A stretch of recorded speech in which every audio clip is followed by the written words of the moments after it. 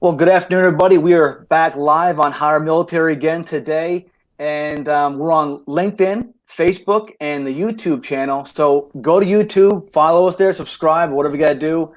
See these things later on. If you're on Facebook, get over to LinkedIn. This is where it's happening, everybody. So today, Wednesdays, we try to dedicate to military spouses. And so today we have not only a military spouse on today, we have a USO Pathfinder Scout military spouse. So that's probably an important deal right there. So she's going to help you out, hopefully talk about her challenges, how she overcome them, and give you some advice on transitioning from the military as well. So Megan, welcome to the show today. Tell us about yourself. Thank you. I'm super excited to be here. So as mentioned, my name is Megan Philpott. My husband is active duty Navy. He's currently on recruiting duty. So that's a little bit of a different that's fun. Adventure. Yeah. And then I am also USO Pathfinder Scout. I'm not quite a year in. So it's been a good introduction to me to learn more about how to be a military spouse and navigate resources, while also giving me the opportunity to help not only transitioning service members, but other spouses as well. And I have to say that that's probably my favorite part, is because I really, truly understand what other military spouses are going through, and, helping them is just like a little extra special to me. So. Oh, definitely. So how long have you been a military spouse, if you don't mind asking? A little over a year. We've been together a little over 2. So okay. I had to PS while we weren't quite married, and then figure it out from there after we got married, when more resources are available. So you're a military spouse for just about a year now. You've been doing USO Pathfinder duties for about a year. So you're kind of expert now, right? Yeah, everything. I know No, I learn something new every single day. And it really is especially helpful to be having spouses asking new questions, because then I get to explore new resources and opportunities that are available. Okay, good. So have you ever experienced, let's say, any challenges in the military or dealing with the military as a military spouse, or as a female getting jobs or keeping jobs, or have you had any opportunities, or how'd you overcome them? So I, right out of college, got a wonderful job that I really loved, in a field that I really enjoyed. And I had planned to stay there, but life had other plans for me. Yes, I know. And those pesky husbands. I'm one, I know. Dragging me all over the place. No, so I really enjoyed that. And it was really incredibly difficult for me to leave that position. I had been there for almost 5 years. I had a pretty good career for myself there, and probably a little older becoming a military spouse than other people maybe. So I was, in my mid to late 20s. So I think that was an interesting barrier to have to move somewhere else where people don't know my name, I don't have a network, and try to navigate that. So I had a pretty rough go of it. I had one job that I was only able to keep for like 4 months. I was just miserable. It wasn't a good fit. I like to be busy. I like to be constantly going, and it was a lot of sitting at a desk twiddling my thumbs. So I moved into another position. Again, I think that a lot of people, military spouses, experience this, is they're in a certain field that either doesn't go somewhere else, or certificates or whatever. I was working with people with disabilities in Washington, in the employment field, and in Illinois, it's just not where they are in Washington. So my skills didn't really translate. Okay. So that ended up not working out either. Luckily, I found the USO, and I think that was a huge lifesaver for me. And I am now, my 3rd job in since becoming a military spouse. But this one's sticking, and I've really enjoyed that, even with all the process to get here. But I think I learned a lot through the process. So you're gaining experience as you go, right? Yes. Yeah. So you're from Washington State. Now you're in Illinois, and your husband, Illinois or Illinois? Illinois. I don't want to offend anybody, but so how'd you find out the opportunity to be a USO Pathfinder Scout? And for everybody listening, I'll drop the link to the USO Pathfinder Scouts so you can learn more about it. But go ahead. Yes, absolutely. And we are nationwide, so keep that in mind. I actually found it on LinkedIn. So Say it's not so. I know. So now I'm an extra big LinkedIn advocate. Like you really should be on here all the time. I'm still pretty active on there. But yeah, LinkedIn was where it was at, and I was able to make some connections. I um, was able to reach out to other scouts and ask them some questions prior to applying and crossing my fingers to get the job. But it was a good. I think LinkedIn has a lot to offer in that aspect where you can apply for a job. You can also find people to talk to about it, about the culture of the position, about what it's like to work for a company, things like that. So you did your research, right? So you applied, probably did your research, and did someone refer you to the job, or how did that work? No, not specifically, but I assume that it probably helped to have talked to people. I don't know what happened behind the scenes, but I know if someone reached out to me, I would probably go up my chain and say, "Hey, this person's doing a really good job of reaching out on LinkedIn. They reached out to me. Take a look at their resume a little extra, just because they did put that extra effort in." And that makes sense. So you did your informational interviews. So you learned the culture of USO. You know about the USO, but you reached out to the people to talk about what the job is like and probably the benefits and the culture, right? Yes, absolutely. I think culture is very, very important, especially to me, and they were able to fill me in on all of that. So where do you work right now? Remotely, or do you work at a hard building? Yeah, so right now we're still working pretty remotely, though our airport centers and stuff have opened up, across the nation and across the world where they are able to. But personally, I am working remotely. It's a little easier for Pathfinder Scouts because we are just having conversations with people. We're able to do that via video at this point, and we're sending people action plans with all the things they need to do for transition. So it's easy to do. Not live, but I do obviously prefer to have in-person conversations. But it's where we're at right now, and we've figured out how to adjust and make it work. And we've still been helping lots of people with their transitions, which have become, I'm sure, much more difficult. Yes, especially with employment, which I'm sure you also know, as we've been doing COVID for. We do feel that around here, so it's great to have you on in USO Pathfinder. I appreciate you letting Megan come on today because I know she's got back-to-back phone calls or Zoom meetings, so thanks for the 30 minutes today. Yeah, so my boss is supposed to be watching, so. All right, so no negative things, right? So positive, got it. So what's a day in the life for a Pathfinder, and would you recommend that job to other military spouses? Yeah, so yes, I would recommend it.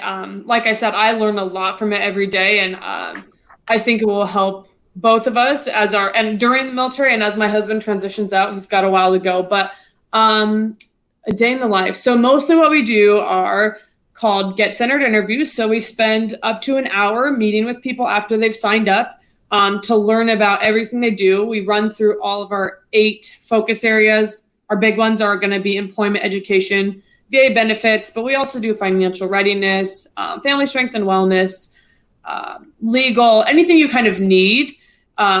We're here to talk about. So we sit down, we talk to people about that.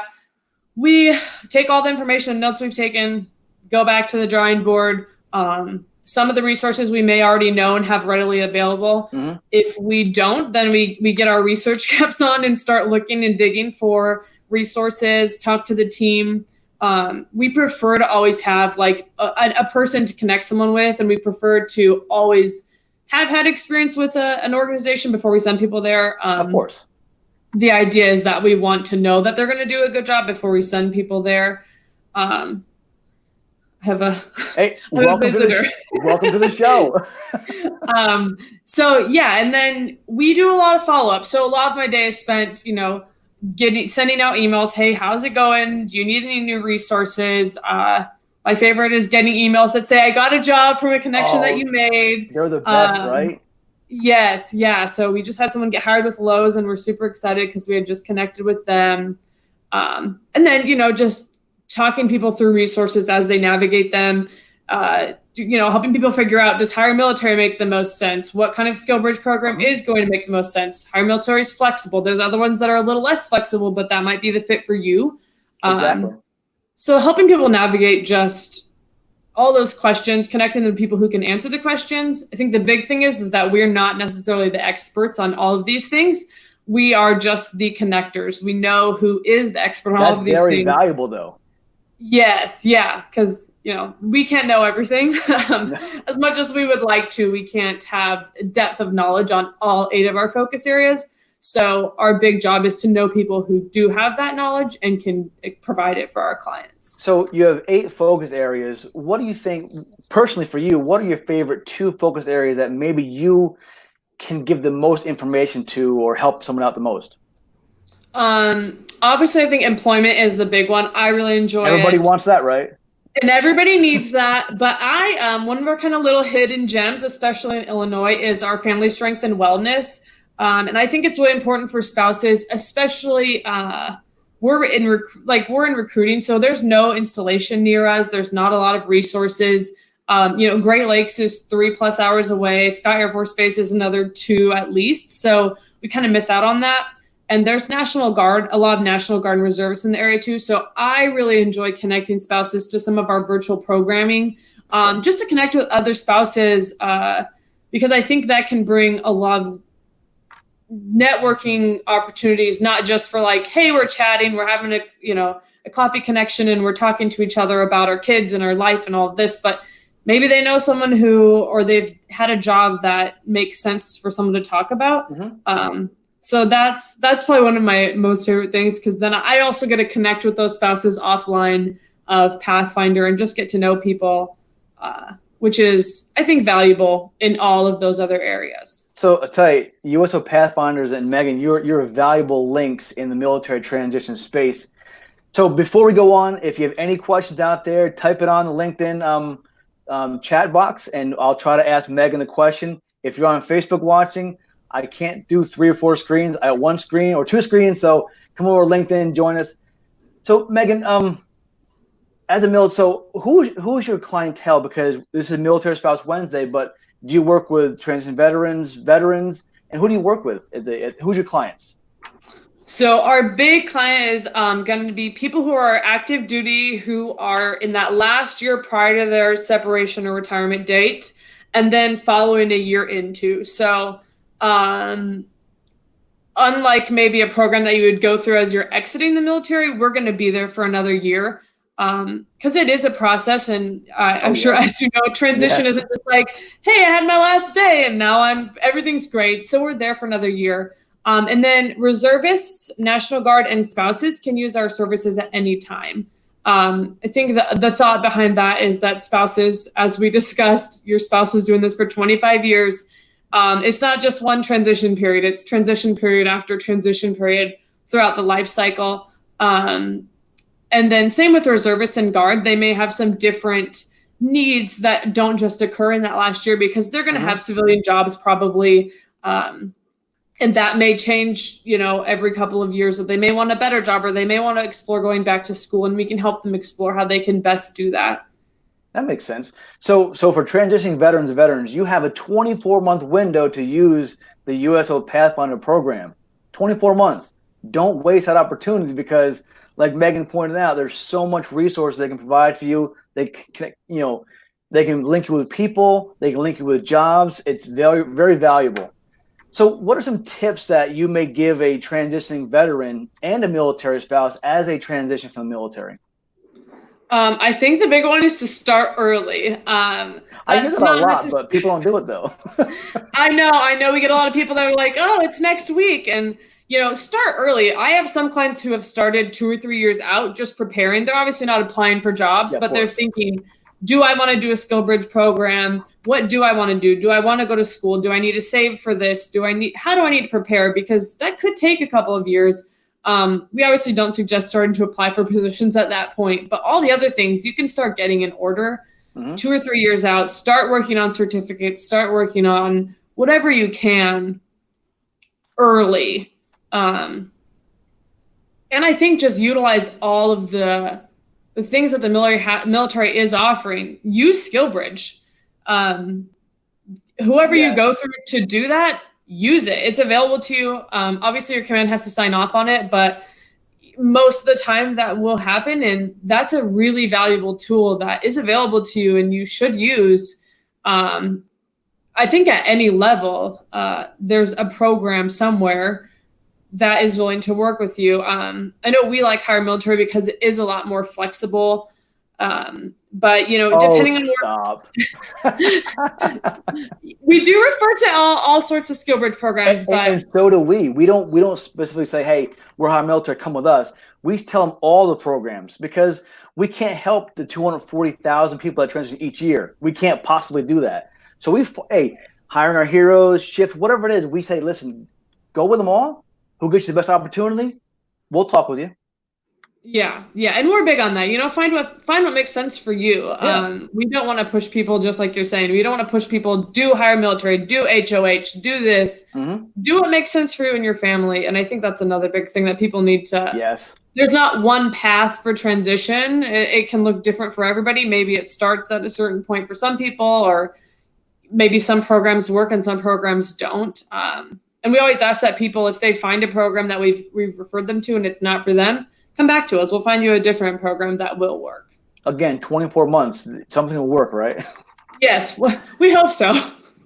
So you have the USO Pathfinders, you have Onward Opportunity that provides certifications. Duty Skill Bridge, it's 6 months prior to your separation, you can go get an internship, a fellowship, or basically a pre-job. So you can learn the environment of where you want to work. And there's so many jobs that you may not recognize out there. Like there's solutions consultants, there's account executive. There's so many jobs. So if you were infantry in the military, or if you were a CB, there's other jobs you can do that you may not recognize. So Megan's there, the USO Pathfinder team is there to not just guide you to a career that they think you should go to. They're going to explore more opportunities for you overall, right? Absolutely. Yes. So we'll connect you to lots of people who can help you explore those. Military One Source has great resources too. There's an abundance of resources to use as you explore where you want to go and what you want to do. And you mentioned financial readiness as one of your pillars. Talk about that. Is there more issues that you're seeing or less that you're seeing as people transition with financial assistance? I know that most of the time that is probably outside of like VA employment and education, which are obviously at the top of people's list. That's often something that people ask about. And I think it's especially important because your finances are different as a military family. And I think there's a lot to explore as you are transitioning to figuring out how to do civilian insurance and figure out, you're not going to get BAH and you're not going to get things are going to be a little different. And I think it's really important. We just actually this morning saw a financial advisor that I had found actually through Pathfinder. Oh, good. I was referring a client to him. Inside scoop though, right?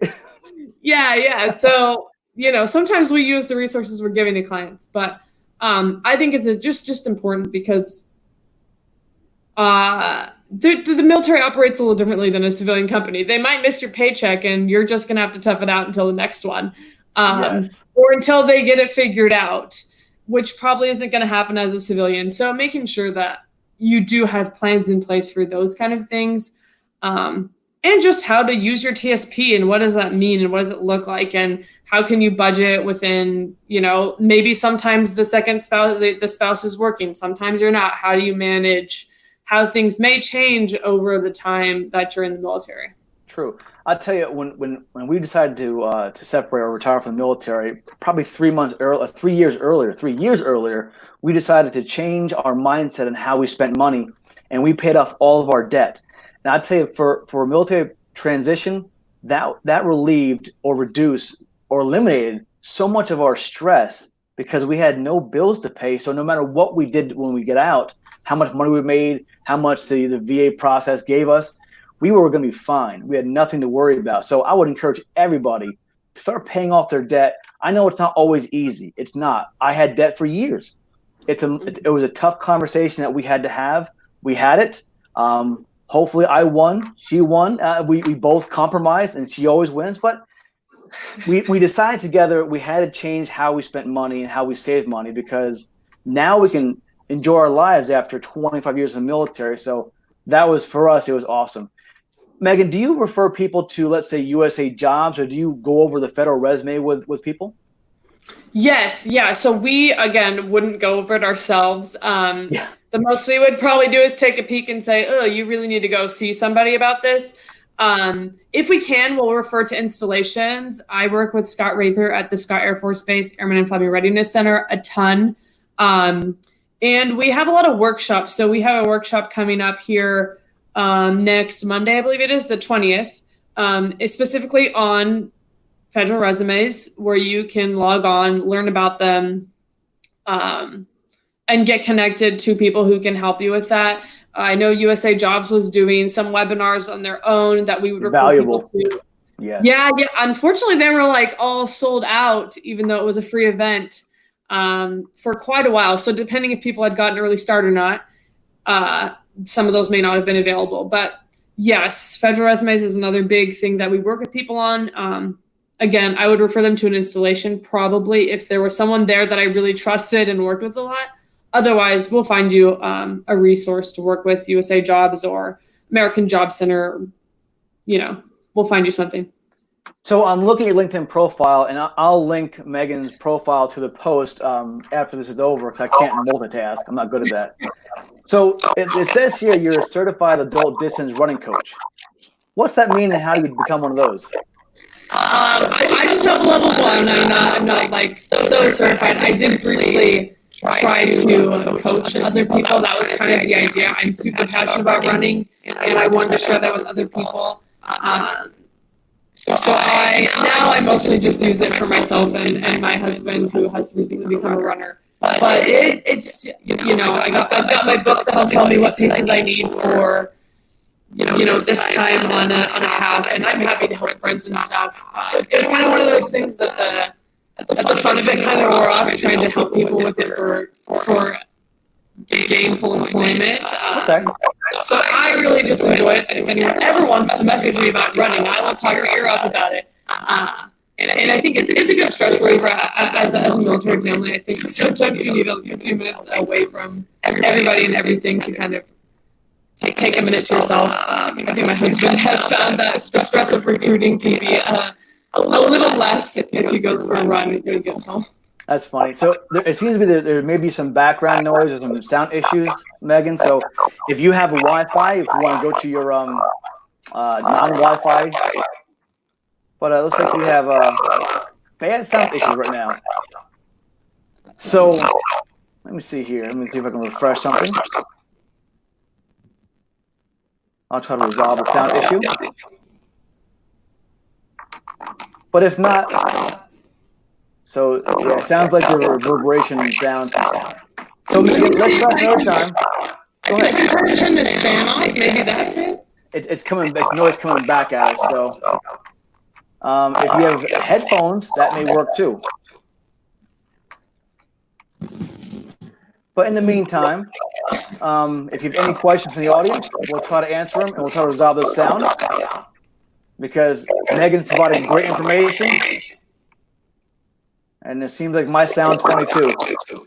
So it could be our LinkedIn Live session. So it is kind of annoying. I hear it too. So let's cut this short today, Megan, and we'll come back another time. Unless it's better now. Can you hear me? I wasn't hearing it, so I don't know. Okay.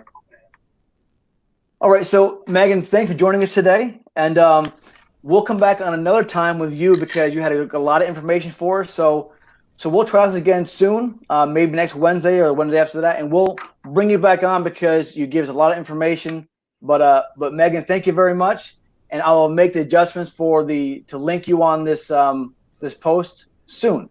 All right, Megan, Absolutely. Thank you very much. Thank you. All right, take care. Bye-bye. You too. Bye-bye.